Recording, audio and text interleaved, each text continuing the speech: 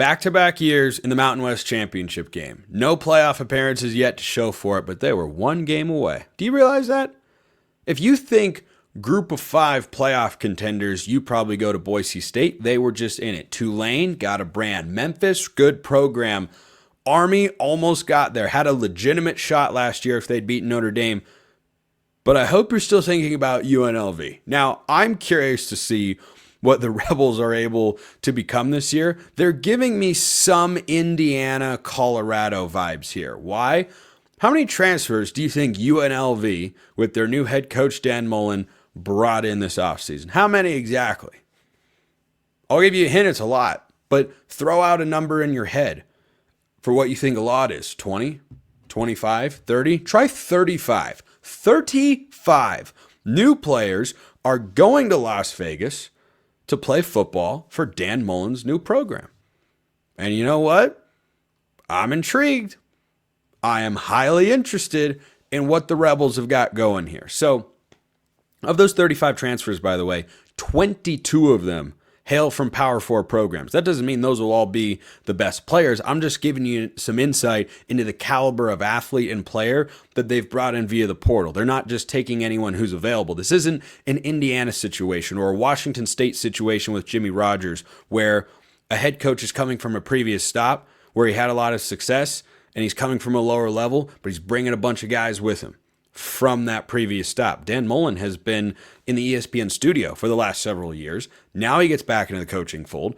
He never failed to succeed at Florida. He just didn't succeed at the level they were really wanting him to. And then Billy Napier has taken a further step back. And based on social media hints here and there and things that were liked by Dan Mullen, I don't think he forgot that. So certainly this is someone who appears from the outset, just with that little tidbit I mentioned, has an edge to him of, yeah, I want to prove that I can still do this and never should have been fired from Florida in the first place. And Dan Mullen does not believe that he is going to a rebuild situation or that it's going to take some time. He said, quote, "We're not in a rebuilding situation. We're in a take the next step situation here." I think that attitude with everybody on the team here is already showing. All right. I respect the confidence. Is that just coach speak? Well, let's examine. First of all, the idea that UNLV can get to the playoff is incredibly real. Their schedule has really a couple of key games. A couple of key games in conference play, and they're both on the road. Not a great scheduling break for UNLV that they have to go to Boise State, where last year with Haj Malik Williams and then head coach Barry Odom, they failed to find an offensive rhythm in the Mountain West Championship game. They have to go there again, and they have to go to Fort Collins and play Colorado State, who were on the precipice of getting to the Mountain West Championship game until the end of the season didn't go how they were hoping for Jay Norvell and company. But those are the two biggest games on the Mountain West schedule, and there's one game in particular that is going to help define their playoff chances as well. Did you know that UNLV hosts UCLA? Yeah. Remember a while back, for my everydayers out there, thank you for being that, by the way, someone suggested that was an audition of sorts for UNLV to go to the Big Ten. Like, okay, guys. Or maybe UCLA has realized that travel in the new look Big Ten is really hard, and they just wanted a shorter road game to play, and, well, LA to Las Vegas isn't very far. If they get on a plane, and I suppose they will. Maybe they bus over, but they'll probably fly over. That'll be a whole 45 minutes in the air. They won't even be able to have water service coming through the cabin because they're going to go up and down so quickly there. So UNLV has got the 22 Power 4 transfers, 35 total, just completely reshaping the roster in Dan Mullen's image. And the question I have is twofold. Number one, what are they going to look like? What's their play style? How does Dan Mullen want this team to win football games? And number two, what's the quarterback situation going to be?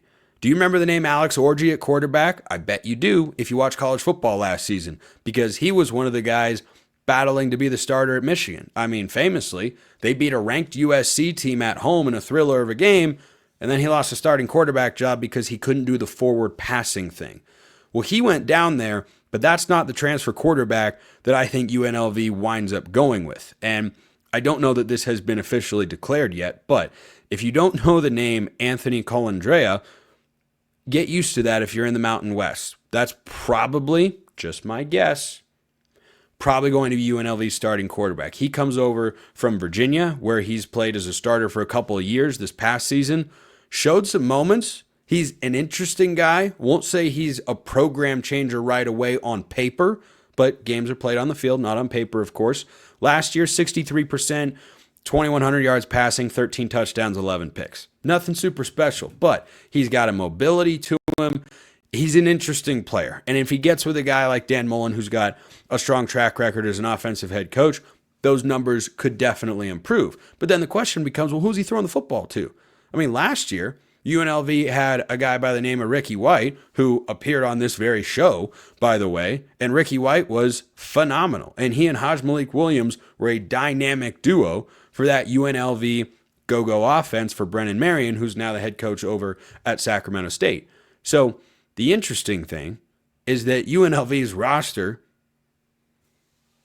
looks a lot closer to a Power 4 roster than probably plenty of other teams in Mountain West. Again, on paper. Do you remember the name JoJo Earl? Some of you might. Some of you might not. This is a guy who spent 2 years at Alabama, 2 years at TCU. He's battled injuries in his career. He was a borderline 5-star receiver coming out of high school, going into his 5th year of college football. He's at UNLV now. You keep him healthy, why couldn't he have the best season of his career? I mean, he hasn't had a truly breakout year and lived up to that potential that he had coming out of high school, according to scouting reports and recruiting rankings, but there are a lot of factors that go into that. Is this an opportunity for him to thrive? But the caliber of athlete that UNLV's brought in via the portal, I think is pretty impressive here. They've got guys like Denver Harris, who was a 5-star recruit coming out of high school. Do you remember the legendary 2022 Texas A&M recruiting class? Denver Harris was a part of it. And now he's over at UNLV. And in total offensively, to support who I presume will be starting quarterback Anthony Colandrea, they've got 8 former blue chip high school skill position guys. Players like Jalen Glover from Utah, a transfer wide receiver from Arizona State who was a 4-star coming out of high school. So this doesn't feel to me like a situation where they went and found just anybody that they could. I think Dan Mullen was about as selective as you could be in certain instances. That's how it looks to me from the outside, but anyway, when you go out and add 35 total transfers. But there's some legitimate names on there, and I don't know how it all meshes right away. I don't know how quickly Dan Mullen can go in and just, boom, get right back to the Mountain West Championship game. I get that's where he's saying his head is at. That's where his head should be at, because when you're UNLV, you go hire somebody like Dan Mullen. That's the expectation. But we'll see what he's able to do in year one. It's not a brutal schedule by any stretch of the imagination. You know, last year they had Kansas and Syracuse on it, and they beat Kansas, and they should have beaten Syracuse, who we know is a good team, won 10 games at the end of the season in Fran Brown's first year. But I look at what UNLV can be this year, and I just wonder. I legitimately wonder. If you told me they, went 6-6, 7-5, I'd say, yeah, first year, working out the kinks, no problem. Dan Mullen will be fine.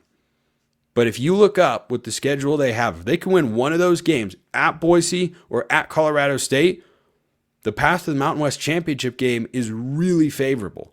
Their schedule, pretty similar in conference play to last year, but those are the 2 games to watch. And the UCLA game as well. UCLA is going to be a bottom tier team in the Big Ten. That's where I expect them to be. If UNLV makes that statement in week 2, I believe it is, that's a game they have at home. I tell you what, Dan Mullen will be right back into the national spotlight, and you'll look around and go, oh, look at that, UNLV back in the conversation as a Group of 5 playoff team. Is the season here yet? Man, can't ever get here soon enough. Appreciate everyone listening. I will see you next time, and until then, hope you have a wonderful rest of your day.